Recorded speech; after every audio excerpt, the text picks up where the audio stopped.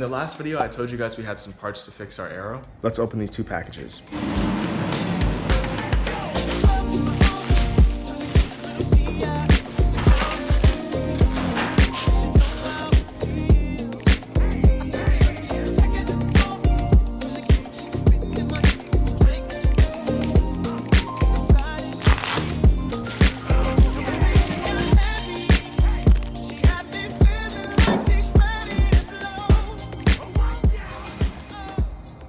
This is where it fell off once, and it almost basically rubbed all the way through, so I'm glad that didn't happen.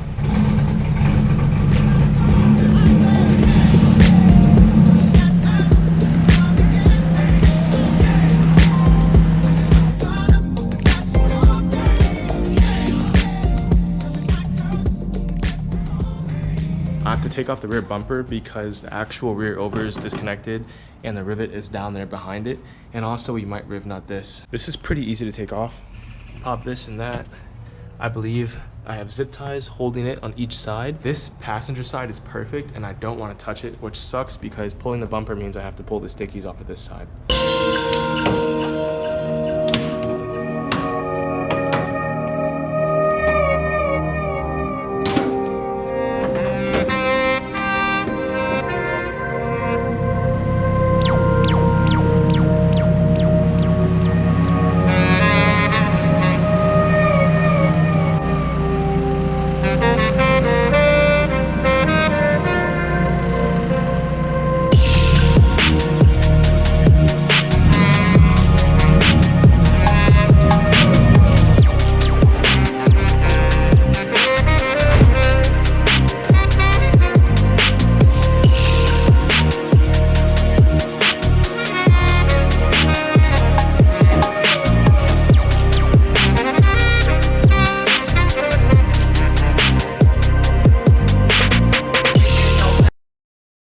This is my freaking garbage half missing drill set. We're using M6, so they're pretty small. These look like bullets, it's kind of weird.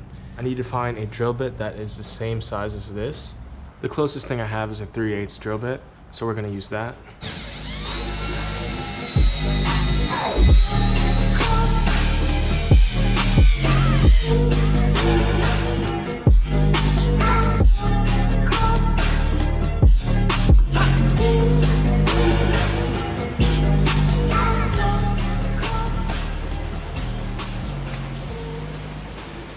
I think this one might have gotten the body a little bit, so we'll see. Ooh, that is sturdy. So this one caught the body and the front one did not.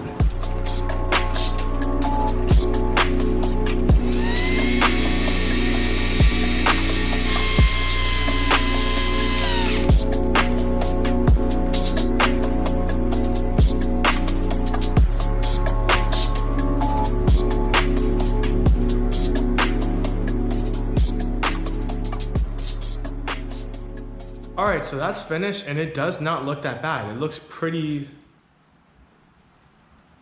it doesn't look too noticeable is what I meant to say. So this is just if you're walking by the car. It looks like a legit missile with the rear bumper off and side skirts in front. This is what they look like. Now this is just some cheap hardware I got off Amazon. I could not find these in white. They don't pop that much. It really doesn't look that bad. I am gonna need to put a rivet here or here just because this one didn't connect to the body, so there's that little bit of play. I can always just tighten these up a little bit more if they ever come loose. And also it's very easy to take stuff out. I just unscrew it instead of having to drill out an actual rivet. You can see the car's backed in and it's currently raining. If you can hear it, I don't know. I think that's all I'm gonna do today. And we'll pick up and do the driver's side skirt and the rear bumper tomorrow. Just to give a quick rundown, this side is loose. We'll have to re-rivet that with our actual rivets right here. I believe same on this side. Yeah, we'll have to re-rivet this side as well. It's the next day and the weather is horrible, as usual. I'm gonna pull the car out and bring it back in so we can access this opposite side. Since we already did the passenger side, I'm gonna have to flip it around to do the driver's side.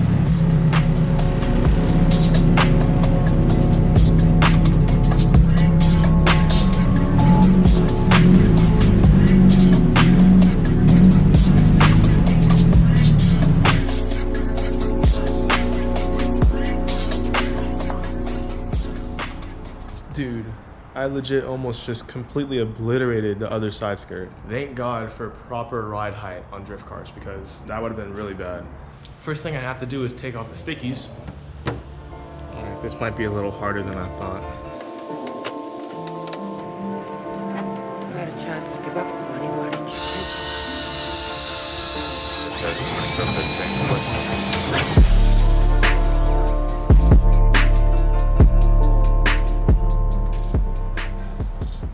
All right, so this one clamped body, which is really good. Same thing happened on the opposite side.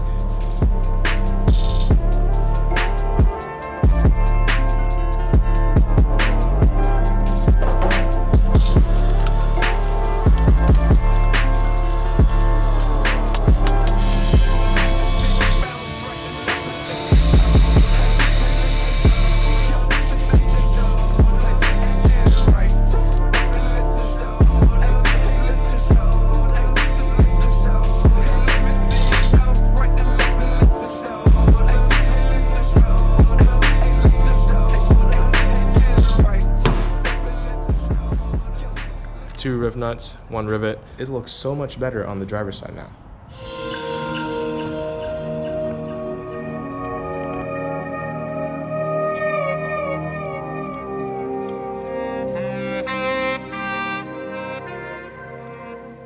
It came out pretty good. The fitment is so much better now. Let me know what you guys think. Are the Rivnuts an eyesore or can you barely notice them?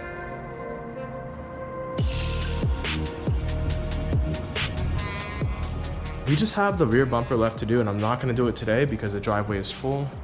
I ordered my RaceQuip harness. It should come on Thursday. Today's Tuesday, so we got 2 days to wait.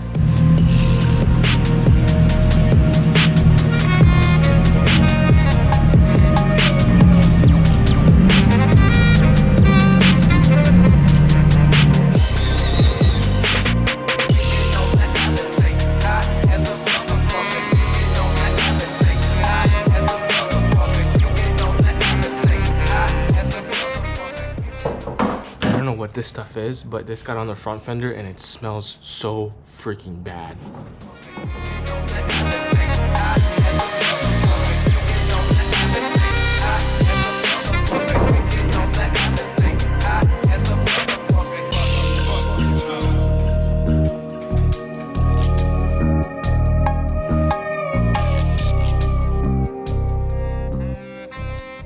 I think we're done. I'm gonna clean up real fast. That's clean. Let's talk about how the Rivnuts came out. This looks pretty decent. This is how the rear looks. It's not hanging off anymore. Look at the fitment on this side. Just look at this. You think that's crazy? You think that's crazy, right? Okay.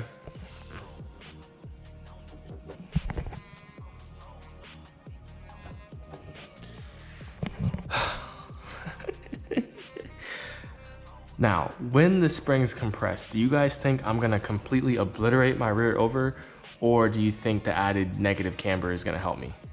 Now that that's complete, I don't have to worry about the Aero falling off, and I can go to actual car meets, and the car will look halfway decent. I'm gonna move the car out right now. I have to sweep, and tomorrow our new harnesses get here. They are RaceQuip harnesses in black, so we're gonna swap those out.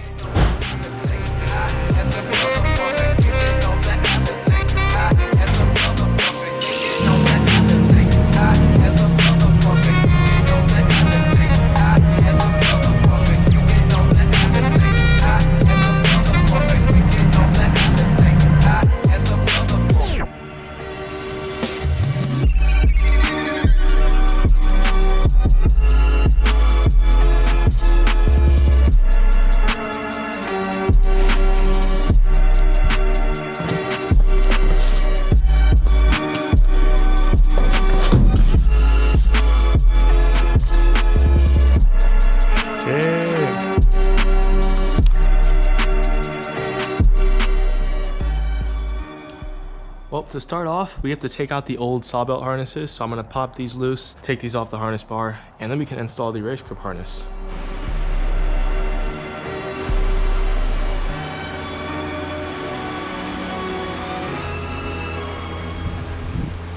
Harness is out.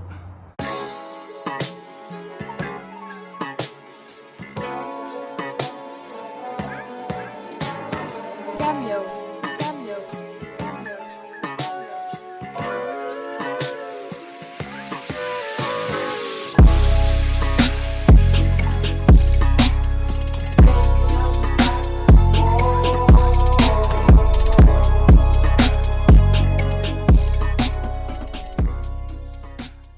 So you guys know the previous belts I ran were clip-ins that went to eye bolts. Well, the RaceQuip harness is a bolt-in, but I was thinking I really don't need this belt. It's expired. I'm not going to use it or sell it. So I might just cut it off.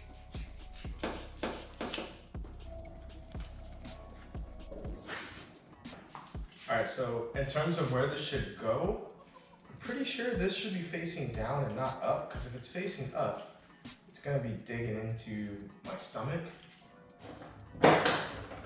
We'll adjust it when we sit in the car.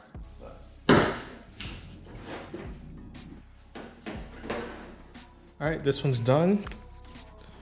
Now we just gotta plop it in the car.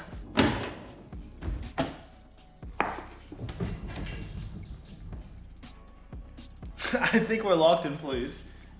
Oh, I love the RaceQuip logo and the spot that it's in.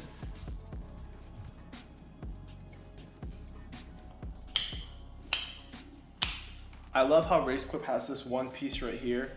So you're not grabbing this and having to go like this. You just get the tab and you use that to level out the actual bracket, and then you're able to adjust and release a lot easier. RaceQuip harnesses are a lot softer than the sawbelt harnesses. That's the main thing I noticed. That's the first thing I noticed. This is gonna be track only. It's not gonna be something I wear on the street. Both fan switches. This one's a little hard, but I can still hit it. Now we have to test how quick I can get out of the car if I need to. So let's see.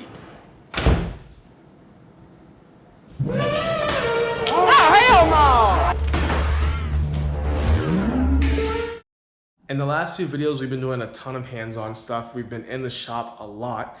In the next video, I'm actually gonna be doing some driving, and I have a very, very cool part. So if you guys stay to the very last second of this video, you'll see what it is. Anyway, if you guys enjoyed this week's video, leave a like, and thanks for watching. Peace. Just asking myself that same question.